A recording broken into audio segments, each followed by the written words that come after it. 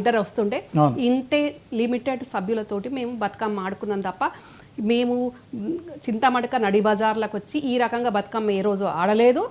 మా బతుకమ్మను మేము ఏ రోజు చింతమడకల మేము స్వయంగా పోయి మా అమ్మ కానీ శోభమ్మ కానీ కవిత కానీ నేను కానీ మా నానమ్మ కూడా ఎవ్వరం కూడా మేము నెత్తి మీద బతుకమ్మ ఎత్తుకపోయి నిమజ్జనం చేసింది లేదు. సాకలైన ఎత్తుకొని పోతుండే ఏది జరిగిందో గదే చెప్పాలి. మొత్తం మేము చింతమడక ప్రజలతోటి మామేకమై బతుకమ్మ ఆడుకున్నామంటే ఎప్పుడు ఆడినాం మనం బతుకమ్మ చింతమడకల. కవిత కాలేజీకి వచ్చినాక నేను కాలేజ్ చదువుతున్న రోజుల్లో సిద్దిపేటలో అప్పుడప్పుడు మేము కేసీఆర్ గారి ఇంట్లో బతుకమ్మ ఆడుకొని కోమటి చెరువుకి వెళ్ళే వాళ్ళం అంతే. అది కూడా రెగ్యులర్గా కాదు.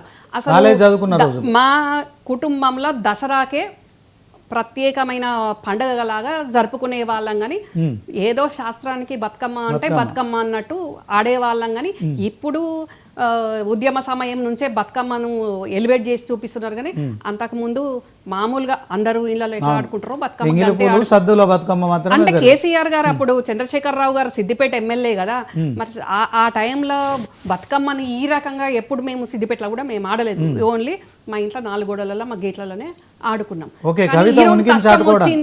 కష్టం వచ్చింది నీకు కావచ్చు, రాలేదని అంటలేను, కానీ నా కష్టం వచ్చినప్పుడు నువ్వెందుకు గుర్తించలేదు? నన్ను నిన్ను ఈ రోజు బయటకు వచ్చినాక కష్టపెడుతున్న వాళ్ళే గతంలో నన్ను కష్టపెట్టిండ్రు కదా.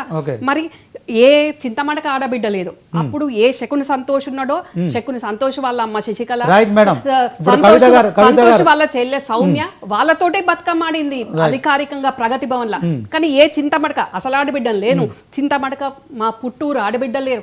అప్పుడు ఎందుకు అధికారికంగా ఉన్నప్పుడు ప్రగతి భవన్ లో ఏ చింతమడక ఆడబిడ్డకి అలవలేదు. ఓకే మేడం, మీరు 2014 అయినా మా చింతమడక వాళ్ళు మా ఆడబిడ్డలు కానీ మా చింతమడక గ్రామ ప్రజలు చాలా పెద్ద మనసు ఉన్నోళ్ళు కాబట్టి అవన్నీ కూడా మనసులో పెట్టుకోకుండా ఈ రోజు కవిత వచ్చిన ఆదరించారు. ఇంకొక విషయం కూడా తెలియజేయాలి, ఈ ఆహ్వానం కూడా నాకు నిజమైన ఆహ్వానం. వాళ్ళు ఫోన్ చేసి వస్తాము అని అంటే మీరు రాకండి, నేను సమయం చూసుకొని నేను మీకు డేట్ చెప్తా అని చెప్పిన.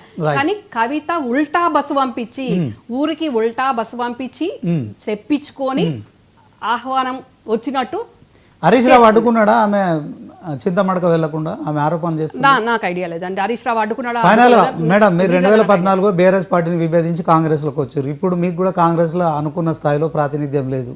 సో దీంట్లో అనుకున్న స్థాయి నేను party campaign committee joint convener ఉన్నా. మా గవర్నమెంట్ వచ్చి సంతృప్తిగా లేను కానీ మా గవర్నమెంట్ వచ్చి 2 ఏళ్ళు కాలేదు.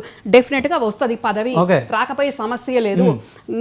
అప్పుడు నాకు టికెట్ రాకుంటే ఎవరు అడ్డుకున్నారో, ఇప్పుడు కూడా నాకు పదవి రాకుంటే ఎవరు అడ్డుకుంటున్నారో తెలుసుకునే శక్తి కూడా నాకుంది. వాళ్ళ భర్తను నేను కూడా పక్కా వస్తుంది. రాకుంటే కవిత పెట్టిన పార్టీలో జాయిన్ అవుతారా? కవిత పెట్టే పార్టీతోటి నాకేం సంబంధం అండి? నేను తెలంగాణ ప్రజల పక్షాన ఆ రోజున్నా ఈ రోజున్నా చచ్చేంత వరకు ఉంటా. కేవలం నా అధికారం కోసం నేను ఉంటా, పదవుల కోసం కాదు. పదవుల కోసం కాదు, ప్రజల కోసం ఉంటా. పదవి నేనేమి అధికారంలో ఉంటే ఒక రకంగా, అధికారంలో లేకుంటే ఒక రకంగా. మేడం ఇప్పుడు మీరు సంతోష్ రావును టార్గెట్ చేసిర్రు, ఆ కవిత గారేమో హరీష్ రావును టార్గెట్ చేశారు. అఫ్ కోర్స్ సంతోష్ రావు పేరు కూడా చెప్తున్నారు. సో హరీష్ రావును పార్టీలోంచి బయటకు పంపించే కార్యక్రమం జరుగుతుందా చెప్పండి? నేను చెప్తున్నా కదా అండి, 2005కు ముందు నుంచే ఈ కుట్రలు జరుగుతున్నాయని చెప్పిన. కావచ్చు, అయితే కావచ్చు, దానికి నాకేం సంబంధం అండి? శోభమ్మ కవిత ఇంటికి వెళ్ళిందంటేనే అంటే మీరు అన్న కూతురు అయినప్పటికీ కూడా మీకు ఎలాంటి ప్రాతినిధ్యం లేకుండా చూసిరు కనుక మీ పార్టీ నుంచి బయటకు వచ్చారు. అదే క్రమంలో ఆయన అల్లుడు అన్న బిడ్డని ప్రాతినిధ్యం కాదండి.